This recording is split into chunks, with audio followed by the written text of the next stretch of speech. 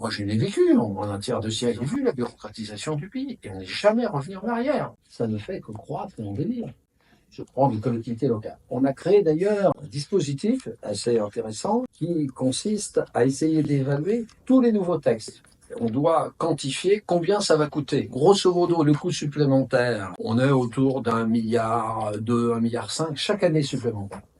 Et à la question, est-ce que les avis que vous donnez sont suivis, il me dit très rarement. Et donc, ça s'accumule, ça s'accumule, ça s'accumule. Ça, c'est la valorisation des collectivités territoriales. Ça, elle est mesurée. Après, il y a celle des entreprises. Alors là, on n'arrête pas de progresser. Quand vous voyez le coût, par exemple, de l'ESG, les entreprises, au-delà de certains niveaux, doivent justifier de leurs engagements dans le domaine environnemental, social, enfin, etc. Mais maintenant, on recrute des gens qui font plus que ça. Donc, on accumule les coûts.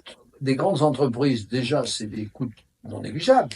Mais des petites entreprises font pousser les petits patrons à la révolte. On n'a pas que ça à faire. Le pompon, ça a été, par exemple, quand on a essayé de moduler l'âge de départ à la retraite en fonction de la pénibilité. Alors, qu'est-ce que la pénibilité?